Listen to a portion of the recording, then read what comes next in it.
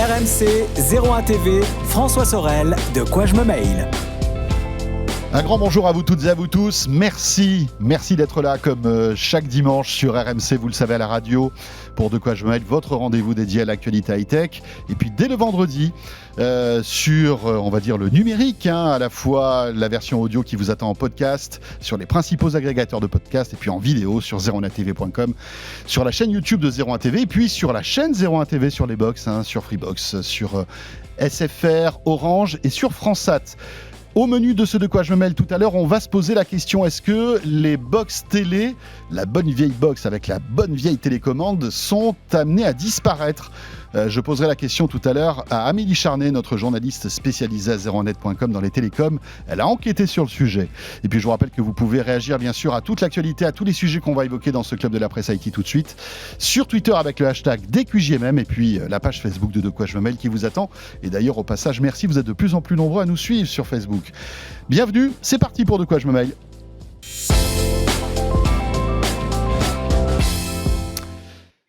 Et on commence donc par le club de la presse IT avec Frédéric Bianchi qui nous fait l'amitié d'être là. Bonjour Frédéric, journaliste à BFM Business. Il n'a qu'un couloir à franchir pour être là dans ce studio. Merci Fred, ça va ? T'as pas trop fait de sport rarement, malheureusement, rarement. Mais voilà, mais ça me fait plaisir. Et puis on voit qu'il travaille à BFM Business, en tout cas pour tous ceux qui sont à la télé. C'est le seul journaliste de 01net qui met la cravate. Et c'est normal, à BFM Business, ça fait partie un petit peu de la... Exactement, on est sérieux, on parle d'économie. De la patte. Sérieux. Emmanuel Paquet est là. Bonjour Emmanuel. Bonjour François. Qui lui suit les codes de 01 et de l'Express, le mode décontraction mais élégant. Emmanuel Paquet donc de l'Express pour commenter toute l'actualité de la semaine, et on va commencer par cette fonctionnalité plutôt sympa qu'on a détectée et qui arrive chez les géants de la SVOD. Emmanuel, à la fois chez Netflix, mais aussi cette semaine chez Amazon, ça s'appelle Watch Party. Oui, alors l'idée, c'est ce qu'on appelle la télévision sociale. C'est en gros de pouvoir communiquer en même temps qu'on regarde des programmes avec des amis ou sa famille. Donc l'idée, là, c'est sur Amazon Prime Video, on peut se connecter jusqu'à 100 personnes pour pouvoir discuter d'un programme. Donc on lance un rendez-vous, tout le monde se connecte en simultané, et puis on peut chatter, discuter autour du programme qu'on est en train de visionner. Donc ça fait quand même, c'est un serpent de mer un peu dans le paysage audiovisuel. Les chaînes de télévision françaises linéaires ont tenté ça à plusieurs reprises de le faire sur Internet, puisque ça suscite plus d'engagement de la part des internautes et des spectateurs. Ils discutent autour des programmes, donc ça participe aussi à faire connaître les programmes, même à l'extérieur de la chaîne, en les diffusant, notamment en diffusant des discussions sur les réseaux sociaux, Twitter, Facebook, etc. Donc ça permet d'amplifier le message et d'amplifier en gros la communication autour d'un programme. Et puis derrière, d'attirer des annonceurs, des nouveaux annonceurs qui peuvent apparaître dans des fils de discussion, rebondir même sur des termes qui sont utilisés dans une discussion. Donc on voit que c'est tout un nouveau pan de publicité ciblée qui s'ouvre pour ces géants de l'audiovisuel, que ce soit les nouveaux, donc là en l'occurrence Amazon, puisque Netflix le fait également depuis un certain temps, et puis même les anciens, donc TF1, M6 et les autres qui tentent de se lancer sur ce type de marché. Est-ce que le confinement a accéléré un peu tout ça, Frédéric, Emmanuel ? Qu'est-ce que vous en pensez ? Oui, Netflix, je crois, a lancé le sien un peu pendant le confinement. Enfin, en tout cas, il y avait déjà des applications tierces. Netflix a voulu récupérer le bébé. Et effectivement, pendant le confinement, on était à la maison, on a regardé des tonnes de séries. Moi, j'ai passé 3 mois à regarder, à éplucher Amazon Prime, Disney+, et consorts. Plus Disney+, était lancé au moment du confinement. Donc oui, c'est malin. T'as révisé tout est Disney, je crois. Ouais, j'ai de Aladdin à Petite Sirène. J'ai tout fait, Cendrillon. Moi, la question que je me pose, c'est aujourd'hui, effectivement, c'est très important, l'aspect social dans la consommation de programmes, de contenu, mais on passe par les réseaux sociaux. On va sur Twitter, on va dire la nouvelle série machin, c'est génial, on met le hashtag qu'il faut bien, et après la communauté aujourd'hui, elle est sur les réseaux sociaux, elle n'est pas forcément sur ces plateformes-là, donc ils cherchent, j'ai l'impression, à récupérer cette discussion des réseaux sociaux sur leur propre plateforme. Je ne suis pas certain que moi, demain, je vais aller sur le service d'Amazon ou le service de Netflix pour discuter avec mes copains, parce que donc, j'imagine que ce sont des gens, des amis qu'on connaît, on va les inviter avec une adresse, avec une URL. Je pense que je continuerai à en parler sur Twitter, parce que c'est là que sont les gens, ou sur Facebook, c'est là que sont les gens, c'est là qu'est la communauté.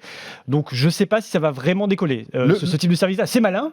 Évidemment que c'est comme ça qu'aujourd'hui, qu'on génère de l'engagement, c'est la viralité, c'est des choses comme ça. Le truc intéressant, si je puis me permettre de te couper, c'est que finalement, là, on on regarde tous la même série au même moment. C'est ça la particularité, c'est-à-dire qu'à partir du moment où les 10, 20, 30, 40, 50 personnes appuient sur le bouton, ils voient la même chose en même temps. Oui. Ils peuvent réagir, par exemple, sur des scènes, sur des réactions, sur des dialogues, des choses comme ça, ce qu'on ne peut pas forcément faire sur Twitter, sauf sur la télé, on va dire linéaire. Oui. Vous regardez The Voice, vous réagissez sur la robe du machin ou la prestation d'un tel. Là, on peut le faire tous en temps réel. L'idée, Mais c'est vrai que Netflix et Amazon n'avaient pas ça. Non, c'est vrai que l'idée, c'est de recréer de la linéarité. Alors, de la C'est dingue. micro-linéarité. Oui, à la 100 micro-linéarité, c'est ça qui est rigolo. Mais c'est un finalement. peu ça, parce que c'est vrai.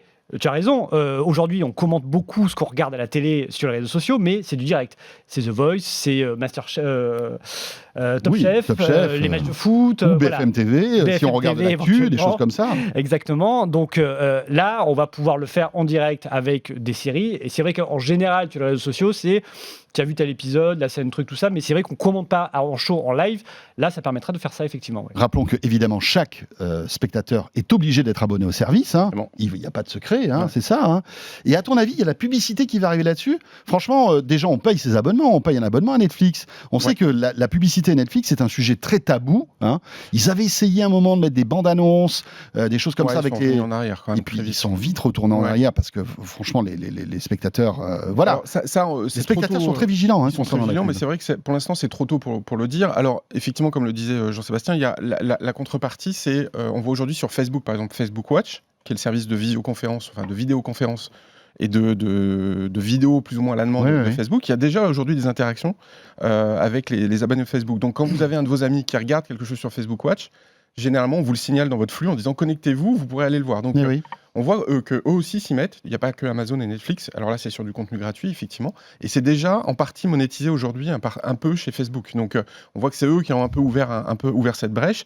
C'est vrai que, comme tu le disais, Netflix aujourd'hui n'a pas de structure de régie de pub. Donc, et pour l'instant, on a toujours dit qu'ils ne feraient jamais de publicité. À l'inverse, Amazon, eux, ont une régie publicitaire qui est en train de devenir extrêmement importante. Je vous rappelle juste ce qu'avait dit Jeff Bezos, hein, c'est de dire que quand aujourd'hui, il gagne un abonné sur Amazon Prime Video, il vend plus de paires de chaussures. Donc, si demain on suit son raisonnement, on peut se dire qu'il serait légitime qu'Amazon pousse des publicités dans son fil Prime Amazon Vidéo lorsque les gens regardent le même programme pour essayer de vendre des produits sur Amazon. Et bien sûr. Notamment le placement produit qui aujourd'hui commence à arriver sur ces plateformes. On l'a vu notamment sur des films Netflix où le bouclage de certains budgets ont été faits grâce à ça. Notamment le dernier Michael Bay, dont j'ai oublié le nom, qui est sur Netflix, qui s'appelle 8. Oui, c'est un film d'action. Exactement. Michael Bay est un féru, par exemple, du placement produit. Il a mis beaucoup de marques à l'intérieur, marques de voitures, essentiellement. Et on peut se dire, demain, Amazon pourra faire de même, faire du placement produit dans certains contenus qu'il produit, et renvoyer sur Amazon pour faire des actes d'achat, réaliser des actes d'achat de e-commerce. Les rois du placement de produit, c'est quand même Apple TV+. Je ne sais pas si vous avez remarqué, mais toutes les séries qui sont produites par Apple, il n'y en a aucun qui a un Android. C'est vraiment, ils ont tous ou un iPhone, ou un iPad, ou un Mac. Ou les trois. Ou les trois. Et alors, très souvent les trois, mais vous ne verrez jamais, et c'est d'ailleurs, ça me fait, la dernière fois, parce qu'il y a de très bonnes séries sur Apple TV+, mais c'est quand même assez drôle de voir que tous les protagonistes, tous les acteurs, ont que des iPhones, quoi. Oui. Il n'y en a aucun qui non, mais c'est vrai, le placement Android. de produit, je trouve que ces acteurs-là sont assez frileux quand même pour le moment avec ça. Ils pourraient le faire très bien. Sur Amazon Prime, quand vous faites pause, par exemple, vous avez le nom des acteurs qui apparaît. C'est vrai, c'est super bien fait ça. Ça, c'est bien fait. Intéressant. On pourrait imaginer qu'il y a la marque et le magasin pour acheter la table basse, qui est le téléphone. Non mais voilà, ils pourraient le faire. Ils pourraient le faire. C'est simplement abordé. Ils sont frileux parce que voilà, il faut pas non plus forcer. Hein. Et aujourd'hui, mais ça pourrait arriver et c'est une source de business énorme. Amazon, je crois qu'aujourd'hui, il réalise 10 milliards d'euros de chiffre d'affaires dans la pub. C'est vraiment là qu'ils veulent se développer le plus. Et ils ont les services, ils ont les canaux, ils peuvent très bien pousser effectivement la pub ciblée sur des produits comme ça. Autre sujet, alors beaucoup plus localisé, hein. Là on s'adresse à tous nos amis qui nous regardent et qui sont parisiens, peut-être l'avez-vous remarqué, on le souhaite en tout cas, c'est la 4G qui est là dans les métros. Alors ça c'est vraiment le serpent de mer, hein, si je puis dire, le serpent souterrain. Ça fait des années qu'on nous promettait 100% de la couverture en 4G dans les métros, ça y est Emmanuel, on y est. Oui, parce qu'il y a eu des problématiques d'ordre technique. C'est sûr que là, dans les métros, on est dans ce qu'on appelle de l'indoor, voire du deep indoor, hein, c'est-à-dire on est profondément... on est encerclé de murs, Oui. etc. Donc les ondes passent difficilement. Donc il faut faire un autre réseau. En tout cas, faut densifier le réseau existant. Donc ça demande des autorisations de la part de la RATP, donc ce qui a été fait. Et puis le déploiement effectivement par les opérateurs télécoms. Donc ça a pris pas mal de temps. Mais aujourd'hui, effectivement, comme tu le disais, ça y est, ça fonctionne. Il y a de la 4G dans le métro. Là, il n'y a pas eu trop de gens qui sont plaints, puisqu'aujourd'hui, on voit aussi que beaucoup de gens se plaignent du déploiement d'antennes à droite à gauche. C'est quasiment un nouveau réseau On en souterrain parlera qui a tout à été l'heure, créé. oui, c'est vrai, Voilà. oui, bien sûr. Et là, c'est vrai que ça fait pas trop réagir, alors que on peut se dire qu'il y aurait eu de quoi, parce que là, on est dans un endroit Confiné. fermé, voilà, avec des ondes qui se baladent un peu partout. On n'est pas comme à l'air libre, hein, comme nous actuellement. Donc, ça aurait pu susciter justement des vagues de protestation. Ça n'a pas été le cas, étonnamment. Donc, on vouloir arriver sur d'autres choses. Après, les puissances d'émission sont infinitésimales. Exactement. C'est-à-dire que Oui. c'est comme, par exemple, maintenant, vous avez du Wi-Fi dans les avions, par exemple. Oui. Ce sont des doses de Wi-Fi qui sont vraiment très, très, très, très faibles. Parce que, comme on est dans un endroit confiné, on n'a pas besoin d'émettre à pleine puissance. Alors, effectivement, tu as raison. Sauf que ce qui fait émettre le plus un téléphone, sans vouloir rentrer dans la technique, c'est quand vous décrochez d'une cellule et que vous raccrochez une autre cellule. Et donc, ce qui fait qu'un Et le téléphone. métro bouge. Et que le micro bouge, voilà. Et là, le fait est qu'un téléphone va chercher à s'accrocher tout le temps à une cellule, surtout quand vous êtes dans un métro ou une rame de RER, où là, vous bougez assez vite, donc vous pouvez décrocher une cellule et votre téléphone va tout de suite essayer d'en accrocher une autre. Donc c'est là, en fait, où il y a le plus d'émissions. Donc il y aurait eu, enfin moi, de mon point de vue, on aurait pu penser qu'il y a eu des contestations, il n'y en a pas eu, bon bah tant mieux, et puis en l'occurrence, ça fonctionne plutôt très bien. Fred, un truc à rajouter sur la 4G dans le métro? Oui, il y a juste des chiffres, parce que c'est vrai qu'on nous l'avait annoncé en 2013, ça va arriver en 2015, puis en 2017, puis bon, finalement c'est 2020. Alors bon, Oui. on a un peu râlé en disant ouais, la RATP, c'est des nuls, les opérateurs ils savent pas tout ça, mais c'est vrai que c'est des chantiers très compliqués. C'est 300 km de câbles, c'est 3000 antennes, comme tu disais justement, on passe d'une antenne à l'autre, il faut énormément d'antennes, il faut réfrigérer tous ces locaux dans lesquels on installe les antennes et les installations. Alors que les locaux ne Et sont c'est pas étudiés facile. pour, Les ce sont des locaux sont vieux pas- locaux voilà, qui oui, datent oui, de l'époque de la exactement, création du métro. qui ont 120 ans, et donc c'est des chantiers difficiles. C'est intéressant ce que dit Emmanuel aussi sur le fait que ça n'ait pas suscité de critiques ou d'opprobre autour de les ondes, pas les ondes. On voit finalement sur tous les sujets, on a un peu deux casquettes tous. On a le citoyen qui a peur. Qui a peur sur des questions sanitaires, parfois justifiées d'ailleurs. Et après, Ou parfois injustifié aussi. et souvent injustifiées aussi, évidemment. Beaucoup de fausses informations qui circulent et de peurs un peu irrationnelles comme ça. Et puis après, il y a l'autre casquette, qui est la casquette du consommateur, où là on se dit je veux la 5G, je veux mes ondes, je veux ma Bien box, sûr. je veux mon truc. Et c'est vrai qu'on se retrouve un peu pris dans ce nœud de contradiction, où on veut la technologie mais on en a peur, on veut le téléphone mais attention aux ondes. Et là, sur la 4G, parce qu'elle a été déployée progressivement, et ça fait un petit moment, en tout cas moi sur mes lignes, que j'ai déjà de la 4G. Donc on s'y est habitué, et c'est vrai qu'on peut être optimiste et penser que finalement, les gens, voyant que Oui, c'est ça peut-être les usages qui vont gagner voyant qu'il n'y a face... pas vraiment de risque. Alors après, c'est difficile de mesurer un Ouais. risque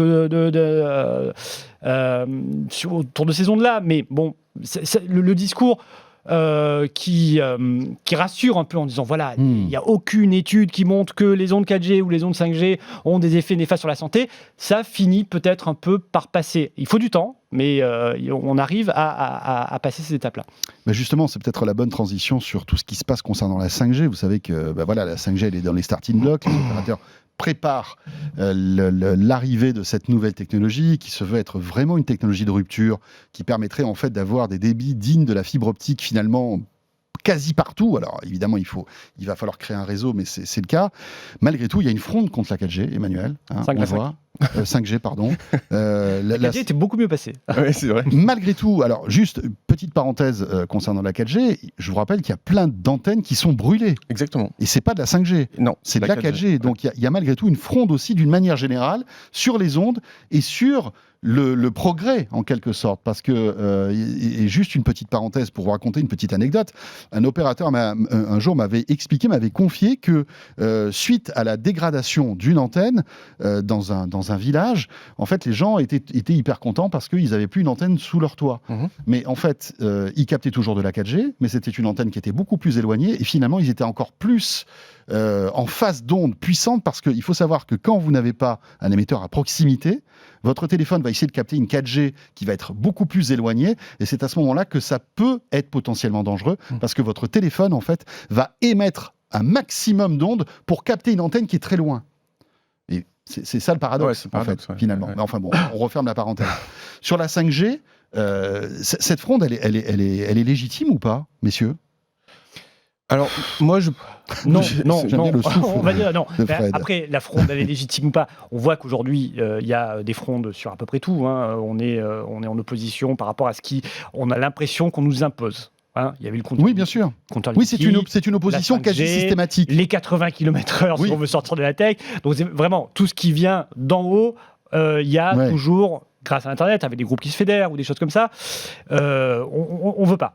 On veut pas, et puis ça peut prendre des formes un peu extrêmes où on va incendier des installations. Bien sûr. Voilà. Là, aujourd'hui, avec la 5G, la nouveauté, c'est qu'il y a eu la vague verte qui vous a pas échappé au municipal la semaine dernière, dimanche dernier. Avec de Et grandes villes qui sont passées. De nombreuses grandes villes qui sont passées écologistes. Et il y a des maires qui ont fait quelques sorties comme ça, Bordeaux, Besançon, il me semble Nantes, où ils disent bon, la 5G, faut voir, c'est dangereux, il faut mesurer, un moratoire. Voilà, et on commence. Donc ce discours qui venait de la base commence à être repris par des autorités politiques. Alors qu'ils n'ont pas de pouvoir là-dessus. Hein. On s'est renseigné, on a regardé. Non, un maire, tout comme Linky d'ailleurs à Bien sûr, l'époque, bien sûr. ne peut pas bloquer une installation 5G. Il peut éventuellement le faire de manière momentanée. Les opérateurs vont attaquer et ils auront gain de cause. Oui, hein. mais c'est un une relais décision d'opinion du Conseil important, d'État. c'est ça le problème. Oui. Ils peuvent freiner l'expansion là. La question est est-ce qu'ils tiendront derrière un discours rationnel et raisonnable quand ils auront pris connaissance des études, et il y en a des quantités colossales qui montrent que non, les ondes de la 5G, elles sont pas plus dangereuses que les ondes de la 4G, et elles sont même Et je crois qu'il y a une étude beaucoup moins encore intenses que celle du micro-ondes ou que celle du fer à repasser, par Bien exemple, sûr. des choses comme ça. Donc voilà, mais il faut rassurer, il faut faire de la pédagogie beaucoup là-dessus. Et commencer son mandat en disant on va voir ce que c'est peut-être dangereux, moi j'y tiens pas plus que ça. Mais est-ce que c'est pas aussi c'est une peut-être pas posture de la forcément- part de ces Oui, politiques évidemment. pour faire plaisir à tous ceux qui ont voté pour eux? Évidemment, oui. Sans Oui. doute. Il y a une forme de démagogie Bien sûr. aussi là-dedans. Mais après, il ne faut pas rejeter non plus ces discours anti-5G, anti-nouvelles technologies. Il faut expliquer. Il faut dire non, vous ne vous inquiétez pas. Il y aura des études, on va mesurer. Et puis si c'est vraiment dangereux, on prendra nos précautions. C'est Stéphane Richard, le patron d'Orange, qui a dit écoutez, si la 5G ça plaît pas, on attendra. Hein. Oui. En gros, c'est ce qu'il a dit. Ouais, bon, bon. après, c'est un discours peut-être. Oui, ça aussi, c'est un peu pour rassurer, quoi, disons. En Oui. tout cas, de dire on entend, Mais- on écoute. Voilà, on n'ira pas contre, C'est ça. contre la volonté des Français, en quelque sorte. Oui, alors moi, je pense qu'il y a quand même un double sujet. Il y a un sujet politique où pour moi, il y a manifestement une erreur politique. C'est-à-dire, on ne peut pas lancer une nouvelle génération de téléphonie mobile et dire on aura les résultats de santé de l'ANSES, donc l'organisation de santé, au premier semestre 2021. Donc on lance avant d'avoir les résultats d'études de santé. Ça, politiquement, Enfin, déjà. ça sera le début du lancement. Parce Ça sera le que début du lancement. En mi-2021, il n'y aura Oui, mais pas vu le beaucoup contexte, de zones couvertes vu le 5G. contexte où les gens Oui, ont C'est peur, très sensible. c'est quand même politiquement une Bien erreur sûr. de dire on va vous expliquer qu'il n'y a pas de problème, mais on le fera après le lancement. Il y a quand même, on met un peu la charge devant les bœufs, quoi. Donc politiquement, pour moi, déjà, il y a une erreur au niveau du gouvernement. Oui, une erreur de timing. Une erreur de timing. L'autre, c'est technologiquement, il y a quand même, disons, deux éléments sur lesquels aujourd'hui s'appuie la contestation. La première, c'est la consommation énergétique. Est-ce que ça consomme plus ou moins que la 4G ? Là, en fait, les opérateurs disent que ça consomme moins à une data équivalente. Oui. Et les écolos disent non, ça va consommer beaucoup plus, mais sans dire si c'est à data équivalente, à consommation de data équivalente, puisque on voit une explosion de la consommation des données qui arrive avec la 5G. Oui, Donc, c'est-à-dire qu'en fait, aujourd'hui, si on compare deux émetteurs, un 4G et un 5G, l'émetteur 5G va consommer moins à data a priori, équivalente, voilà. c'est mais ça. forcément, Il va y en quand avoir on plus. va passer à la 5G, on va beaucoup plus consommer de data. Exactement. Donc forcément, il consommera plus. Voilà, donc la question est de savoir est-ce qu'on mélange pas des choux, des carottes, etc. Donc ça, c'est le premier point. Et le deuxième point technologique qui pose problème et qui a suscité justement des forts débats, et pas qu'en France, mais aussi en Suisse, c'est une particularité de la 5G qui s'appelle le beamforming. Le beamforming, c'est que l'antenne vous vise. Aujourd'hui, quand vous êtes sous une antenne 3G ou 4G, c'est comme un parasol ou un parapluie, ça couvre tout le monde de manière indifférente. Dans la 5G, l'antenne va reconnaître les antennes, les terminaux 5G, va les viser directement. Ce qui veut dire qu'il va y avoir une communication automatique et assez forte entre l'antenne et le terminal. Et donc là, on peut se dire, effectivement, intuitivement, sans être mais est-ce que ça pose pas un peu plus de problèmes ? D'ailleurs, Soriano, donc le président de l'ARCEP lui-même, avait dit oui, mais là, ça va être une exposition choisie. C'est-à-dire que les gens qui auront des terminaux 5G vont savoir qu'ils sont visés par l'antenne. Bon, ça se discute. Mais là aussi, pour moi, il y a eu un problème de pédagogie et d'explication. Donc sur ces 2 points-là, consommation énergétique et puis le beamforming promis par la 5G, il aurait fallu quand même beaucoup plus d'explications. L'Agence nationale des fréquences, elle dit que justement, en ciblant les terminaux, on inonde moins d'ondes l'environnement. Exactement, parce et que du coup, on a des intensités d'ondes moins importantes que sur la 4G. Exactement. En tout cas, ce que dit la NFR. Rappelons par exemple que dans une zone où il y a peu de personnes qui sont connectées, eh bien l'émetteur va être quasi en veille en fait. Il va se réveiller que lorsque un appareil, un terminal rentrera dans sa zone. Et là, effectivement, il donnera sa puissance vers ce terminal. Exactement. Mais c'est ça aussi la force de la 5G, c'est que si la cellule, si la cellule n'est pas sollicitée par les terminaux, elle va se mettre en veille et Exactement. là, consommer moins aussi. Elle va consommer moins et puis elle émettra moins d'ondes. Exactement. Donc c'est mais tout bizarre. Ça, pourquoi il n'y a pas eu une explication? Et puis, attendez, messieurs, il y a quand même toutes les fake news. À l'époque du Covid-19, on nous disait que la 5G était porteuse de Covid. Enfin, même la 4G, je veux dire. Voilà, et ça circule sur les réseaux. Il y a des gens qui y croient. C'est ça qui est complètement incroyable. Oui, évidemment, il y a beaucoup de fausses informations qui circulent là-dessus. Dernier point aussi sur la 5G, quand même, c'est la 5G, pourquoi faire? Là, ça peut être un argument qui peut être entendu. C'est-à-dire qu'aujourd'hui, avec une bonne 4G, en tout cas pour des usages grand public, ça nous suffit largement. On peut regarder des films, on peut écouter de la musique, on peut faire des choses comme ça. Aujourd'hui, on a un peu du mal à voir les vraies applications 5G. Qu'est-ce qu'on va en faire? On pourrait penser d'ailleurs qu'on ne téléchargera pas forcément plus, on aura simplement les choses plus vite, mais aujourd'hui, de la 5G, en dehors des usages professionnels, industriels, qui sont peut-être un peu les flous, voitures autonomes, des choses comme ça, mais qui ne sont pas très précises. Pour l'opinion, c'est flou tout ça. Donc c'est vrai que l'opinion qui peut y être réfractaire dit on nous amène une nouvelle technologie qui pourrait consommer plus de data, dont on ne sait pas trop ce qu'on va en faire. Voilà, pourquoi y aller? Sauf qu'aujourd'hui, le problème, c'est que, et c'est ce qu'a dit Martin Bouygues, lui, il freine un petit peu des cas de fer aussi, parce que les enchères sont chères, les opérateurs, ils n'ont pas forcément envie de faire des gros chèques aujourd'hui, ils n'ont plus forcément les marges financières qu'ils avaient fut un temps. Et donc, si on prend du retard sur ces technologies-là, quand les usages arriveront, ils arriveront certainement, la nature horreur du vide, quand on propose un service, on aura certainement des services équivalents. Si on prend du retard, nous, la France, aujourd'hui là-dessus, on risque de ne jamais le rattraper dans les années à venir. Comme on voit, l'Europe était numéro 1 sur le GSM dans les années 2000, on a pris après du retard sur la 3G, la 4G, et aujourd'hui, on n'est plus, la 5G, en pointe sur ces technologies-là. Dans les zones urbaines, viendra soulager la 4G. Je vous rappelle qu'il y a certaines zones, déjà dans la région parisienne, où la 4G est saturée, parce qu'il y a tout le monde essaie de se connecter en même temps. Vous allez à la Défense à des heures de pointe, il y a des endroits où vous avez du mal à surfer sur Internet. Ça va servir de réseau de délestage, en fait. Et la 5G va donner un ballon d'oxygène. Donc elle est là aussi parce que les limitations de la 4G arrivent à certains endroits. On change carrément de sujet avec la cyber-haine. Vous avez sans doute remarqué que même les grands annonceurs publicitaires ont décidé de boycotter Facebook. C'est quand même une histoire incroyable, parce que Facebook en ce moment a une très mauvaise image suite aux propos de Mark Zuckerberg concernant la la non-censure en fait des propos de Donald Trump. Des annonceurs comme Coca-Cola ont dit stop, on arrête maintenant de financer Facebook et de faire de la pub sur Facebook. Exactement. Alors ça a débuté en fait par un appel de la société civile. C'est ça aussi qui est un peu fort. C'est-à-dire que nous en France, on a fait une loi Avia qui était censée lutter contre la cyberhaine, qui est pas passée au niveau Conseil constitutionnel et en fait ne verra jamais le jour. Donc 2 ans de débat, une loi qui a mis du temps et pour finalement rien. Et là, on voit la société civile américaine qui au mois de juin dit on lance un grand programme Stop Hate for Profit, donc on arrête les profits de la haine, les bénéfices de la haine, avec la fondation Mozilla qui est derrière, plusieurs associations de défense des libertés et de lutte contre le racisme. Et là, on voit 100 marques, 200 marques, 300 marques. Aujourd'hui, on est à 400 marques, notamment des grandes marques européennes aussi, Volkswagen, il y a Lego, SAP, donc des grandes marques qui commencent à se mettre dans cette mouvance pour arrêter à minima au mois de juillet de faire de la communication et de la publicité sur Facebook, mais aussi sur les autres réseaux sociaux, tant qu'ils n'ont pas pris les mesures adéquates pour éviter la circulation des propos haineux ou racistes qu'il peut y avoir sur les plateformes. Et on voit que tout de suite, Zuckerberg, Facebook a réagi en commençant à prendre quelques petites mesures. Alors, ce sont encore des petites mesures, parce qu'il faut savoir que par exemple, les 100 plus grands annonceurs de Facebook ne représentent que 6% du chiffre d'affaires des 70 milliards. Donc il va falloir qu'il y ait beaucoup plus d'annonceurs qui se désistent pour qu'il y ait un vrai impact sur Facebook. Mais en tout cas, on voit que la société civile a fait bouger en 2 semaines, 3 semaines, bien sûr, beaucoup plus Facebook que nous, nos députés français. Donc c'est quand même à saluer pour le Et puis on voit que dès qu'on touche au porte-monnaie de Mark Zuckerberg et de Facebook, là il réagit. Alors qu'avant il ne réagissait pas, Frédéric. Oui, c'est des sujets quand même assez difficiles où il n'y a pas le méchant Zuckerberg, les gentils annonceurs ou la gentille. C'est compliqué. Zuckerberg, lui, il se dit, il marche sur deux pieds. Le business et mes utilisateurs. Si j'arrive et que je dis je vais censurer tel propos, sur quels critères, pourquoi, je perds des utilisateurs. Si je ne censure pas, aujourd'hui, si je modère pas, aujourd'hui, il s'aperçoit qu'il perd des annonceurs.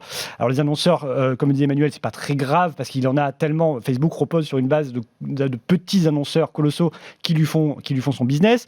Donc là, aujourd'hui, il bouge un peu parce qu'il se dit ça peut faire effet boule de neige, ça. C'est des grosses marques, elle ne veut pas être associée à ça. On est aussi dans un contexte politique important aux États-Unis avec les élections américaines. Ça s'inscrit là-dedans. Ce serait arrivé l'année dernière, peut-être que les marques n'auraient pas voulu se désengager de tout ça. Mais on sent que ça commence à bouger. On sent que ça commence à bouger, que les marques ne veulent plus être forcément associées à ce contenu un peu poubelle qu'on trouve sur les réseaux sociaux aussi. Vous savez que les marques, elles sont dans les médias, à côté de l'article, de reportage, des choses un peu valorisantes. Là, aujourd'hui... Et s'associer à du contenu anxiogène pour Coca-Cola, c'est pas une bonne idée. Oui, elles se retrouvent sur du anxiogène, sur du trash, sur de la fake news, sur des choses comme ça. Et quand on a la pub Coca-Cola à côté d'un message qui dit attention, la 5G transmet le coronavirus, je peux comprendre que je suis Coca-Cola, ça me plaît pas trop. Ouais, ça me plaît pas trop.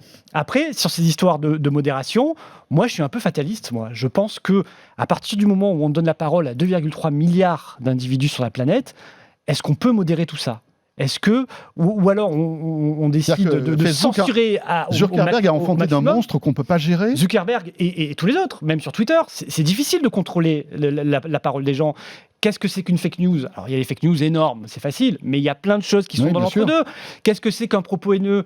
Est-ce que dire je suis contre l'immigration, est-ce que c'est haineux ? Est-ce que c'est raciste ? C'est difficile. Je comprends la difficulté qu'a aujourd'hui un Zuckerberg, on charge, on lui dit vous devriez. Alors, quand c'est des choses un peu extrêmes de Trump, oui, maintenant il s'y est mis, ils vont signaler ces propos comme le faisait Twitter.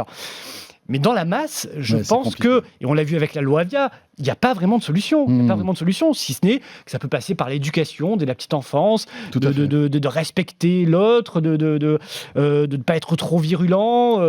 Prendre conscience de la dangerosité des réseaux sociaux, en fait, et de réfléchir avant d'écrire quelque chose. Mais c'est très difficile, et là, on est sur un chantier dont je pense qu'il n'y aura jamais de fin. Il n'y aura jamais de fin. En revanche, là, c'est la fin de notre club de la presse. Donc, vous voyez comme quoi. Merci à tous les deux. Merci à Frédéric Bianchi de BFM Business d'être venu. C'est toujours un plaisir, Frédéric, de t'avoir. Et puis Emmanuel Paquette, fidèle à De quoi je me mêle, journaliste à l'Express. Vous restez avec nous. Est-ce que les box télé sont condamnées à disparaître ? Amélie Charnet, journaliste à 0net.com, a enquêté. On va essayer de répondre à cette question dans un instant avec elle. À tout de suite. De quoi je me mêle sur RMC et 01 TV.